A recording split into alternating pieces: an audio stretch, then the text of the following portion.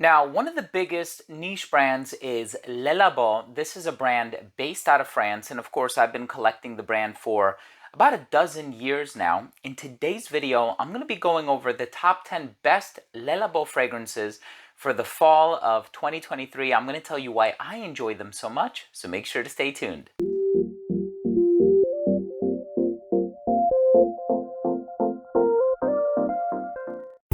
Now, before I begin today's episode and I tell you about these top 10 best LABO fragrances for the fall of 2023, of course, you can wear a lot of these into the winter as well.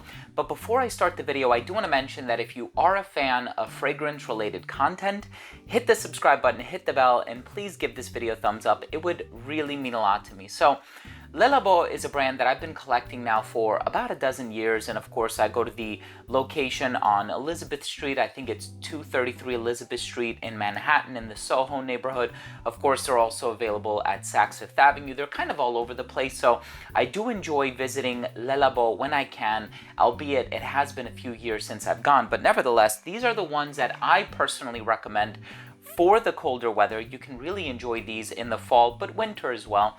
The first one is Oud 27. I got my bottle on, July 29th, 2013. It's been such a long time ago. And so this one is very dark. It's animalic. It has civet in here as well. So it's not just the oud. This one is on the animalic side of things. So this is not for the faint of heart. This is not one that I would recommend to everybody. So for that reason, it's kind of on the bottom of the list just because it's not as easy to wear, not as accessible. Well, that doesn't say much about the fragrance in the number one spot because that one is a little bit on the dark and daring side of things as well. But nevertheless, I do think that this is one where it requires a certain taste for it. So try it for yourself. If you have the opportunity to get a sample or whatever, please do.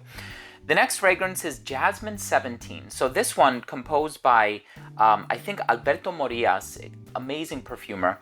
So this fragrance has a lot of vanilla in the dry down. So it's a very bright citrusy jasmine in the opening, but it does eventually dry down to like this ambery vanilla with some woods. And I've also had this bottle since 2013, and you can tell that there's actual vanilla in here because of how dark the liquid has become. It wasn't like this when I first got it. Of course, it took a long time for that to take effect, but this is a little bit on the sweeter side of things, especially once you give it a chance to age and macerate throughout the years. The next fragrance is Lys 41. So this is a lily-based fragrance. It has 41 ingredients in it. That's what it means on the label. And this fragrance also has a bit of vanilla in the dry down. I feel like this one can be a little bit more floral leaning, whereas Jasmine 17 is a little bit more on the fresh side of things. Of course, it's not as fresh as something like a Bergamot 22 or something like that, or a Neroli 36, I think it is. And there's another fragrance, now that I'm mentioning other LABO fragrances, Vetiver 46. I love that fragrance. I don't have it in my collection, but if I did, it would 100% be on this list. The next fragrance I want to talk about is Ylang 49. So this one is great for the colder weather. Look how dark the liquid is in my bottle. And again, this is one that I've had since 2013. I made a lot of my purchases in 2013, it seems. That's when this fragrance came out. This has a lot of patchouli. It also has a bit of a balsamic, ambery dry down. And of course, if you are a fan of Ylang Ylang, but you're looking for something that's not very heady or tropical, I think Ylang 49 with that patchouli and the dry down is really nice. Not my favorite LABO fragrance, but I can see somebody wearing it very comfortably right around this time of the year. Rose 31, right? So this is rose and cumin. So this is a spicy rose, and this is one that I personally enjoy wearing all year round, especially in the spring, because I typically wear floral fragrances in the springtime, but Rose 31 is exceptional. Some people do say it has a little bit of like a darker smell to it. Some compare the smell of cumin to the smell of BO or body odor. I don't get that. I just think it smells amazing. I love Rose 31. Of course, we also have Poivre 23. This is a city exclusive, so unless you live in the country that it's exclusive to, you're not going to be able to get this one unless it's in the month of September, which is where you can buy all city exclusives all around the world, basically. Poivre 23, it's a spicy, peppery, ambery, balsamic, benzoin type of a fragrance. I love just how peppery and how dark it is, and it does remind me a little bit of Thami London's Imperial Crown, if just to put you in the mindset of the type of fragrance that we're dealing with here. But Poivre 23 is quite wonderful. Of course, we also have Labdanum 18, which is composed by Maurice Roussel. This fragrance is just this sweet, ambery type of a fragrance.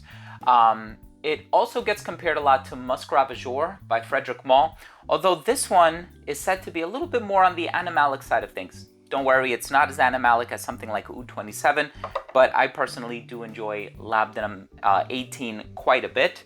It's definitely warm, very cozy, very relaxing. Cuir 28. So this is a leather-based fragrance. It also has a bit of vetiver in here. So the vetiver definitely does a lot to darken the fragrance up. But if you're a fan of some of the more rough and tumble leather fragrances on the market, I would definitely recommend Cuir 28. We also have Santal 33. Of course, this fragrance is in the number 2 spot. How can you go wrong with Santal 33, right? Frank Vocal composition. I got this bottle in 2019, but I've purchased this fragrance like 5 or 6 times, and you know, obviously I've gone through it so much. But Santal 33, sandalwood, papyrus, there's a lot going on in here. It's on the darker side of things, of course, and this one is that quintessential fall/winter fragrance from the brand. I think its only pitfall is that a lot of people seem to wear it. Everybody is familiar with the DNA. Many other brands have sort of tried to put out their own interpretation or version of Santal 33.